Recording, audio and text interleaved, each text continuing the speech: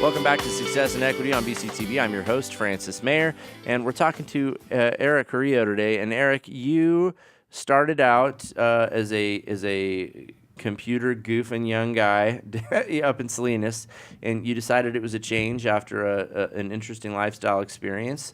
And you came to Bakersfield, you lived with your sister, you enroll at BC to get this web design certificate, but then things changed. You met someone who changed your life up there, not a love interest, but a mentor. Yeah. And her name was? Debbie Moberg. Debbie Moberg, and she did pass away a few years ago. Yeah. But that department, you went from being the young pup, this student worker, to now you're kind of like the senior man on the deck. Yeah. And do you feel like she prepared you well for inheriting that? And that's a difficult thing to talk about. I believe she prepared me the best that she possibly could. Sure. I think that, I think the condition of how she passed away and stuff, that was very hard. So it was very hard for her to prep us, for her to prep me. Sure. So for the longest time, I've just kind of been in a survival mode, and I've taken everything she's taught me, and I've just ran the department the best I could with the leadership that I have had. So.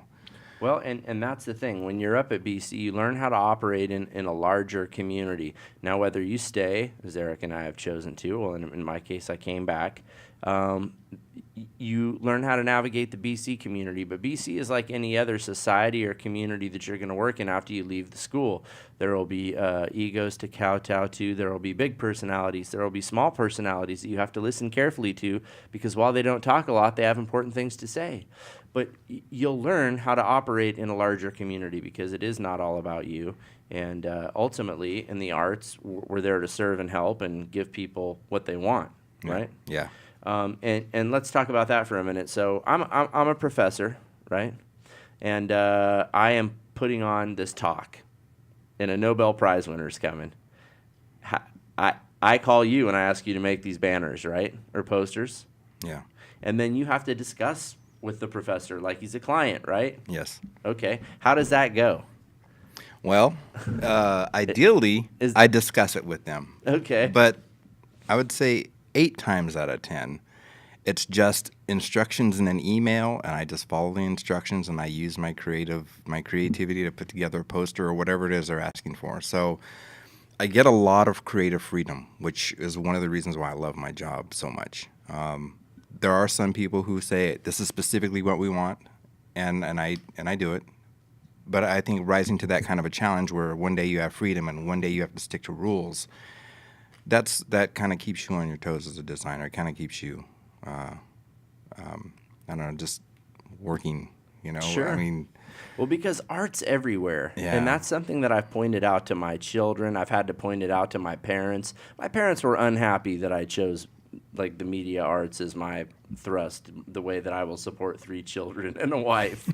But when you stop and think about it, art is everywhere. Artists made this screen behind me. There were probably meetings and arguments about that font. I was in on them. And same with these placards. Look around the community that you're in right now. Is there a sign on your door that has your name on it? That's design, folks. The way that your office is laid out, the way that your desk is shaped. Industrial artists had a hand in all of that, and you would be surprised what they take into account.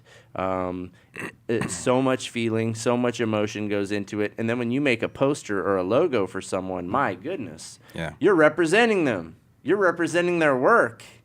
It's a lot of pressure. It is. It's a lot of pressure, because my name gets attached to that logo, and they are going to push that logo to the world. So if it's not accepted by the world, then my design wasn't accepted, and that's very much a personal hit, Yeah, and what's funny about that logo design and about art in general is you could design, and we're not supposed to think about this because it'll contaminate your brain and your processes, but the person who designed the Nike logo, which has probably been seen by the greater percentage of people on the planet, was designed by a graphic arts student.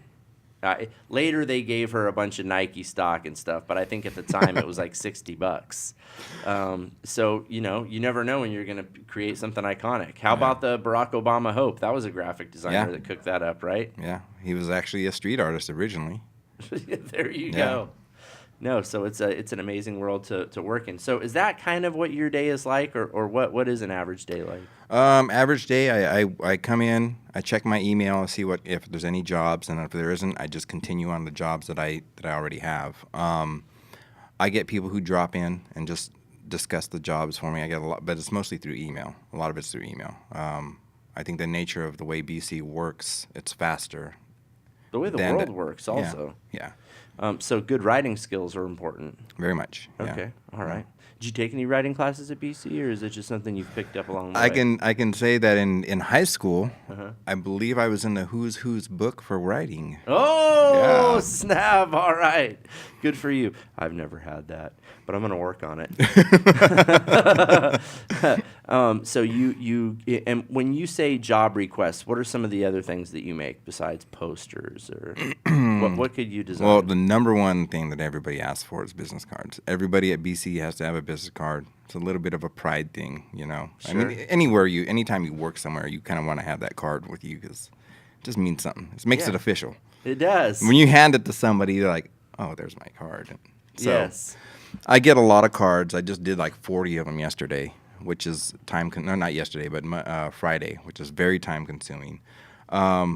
Yeah, I don't know. The request, aside from posters, and I do banners, I do large format posters, the business cards, brochures, just anything that is printable, which I would say I'm a print designer. Oh, okay. So That's a good distinction.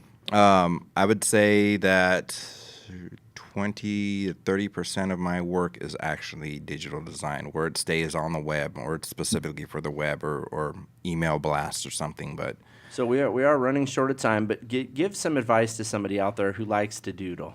Because there's a kid like that in every class in high school where people will kind of stop and glance at his notebook and be like, that's whatever that is, that's cool. There's hope for that kid. something I recently started that I feel actually keeps me going, like artistically, is I bought a book, just a blank book, and I write day one, and I just draw something, and I do that every single day. But day one doesn't look. I don't just write it in any specific font. I make it look like it's a piece of art. Like day is all very elaborate, and then I'll do like maybe a happy face or a creature or something like that. But it just keeps you practicing with a pencil, because I think in this day and age, you know, with digital, everything being digital, we lose that. We lose that writing with the pencil. We lose yeah. sketching and stuff. The greatest artists, or the really good artists and designers, still do that. But there's a lot of people that are just starting. And when I first started, I walked away from the notepad and I did everything digital. And now I'm going back and I'm going to do the older styles of art and stuff to. Well, and it's an ancient practice. It was the first form of expression, you know, after the wail and the scream, I guess. People smearing different compounds on the walls of the cave to represent their experiences. And we're doing it today, but we do it with pixels and RAM and the best software that money can buy. Eric, thank you so much for coming on the show today and showing our students that you don't necessarily have to be the college-going type or the college-going age, whatever No. that means, to turn it all around. Yeah. And it seems like you're pretty happy with what you're doing now. Yeah. Well, that's awesome. Thank you for being on the show today. Thank you for Always a having me. pleasure. I get to work with folks like that every single day because I've chosen to work at one of the greatest junior colleges in the world. It's never too late to turn it all around and get into a life that you'd rather be living. Just put in a little bit of work first. That's all we ask. It's at 1801 Panorama Avenue. It's bakersfieldcollege.edu. Give us a shot and we'll give you a shot. Thanks for watching today's episode of Success and Equity on BCTV.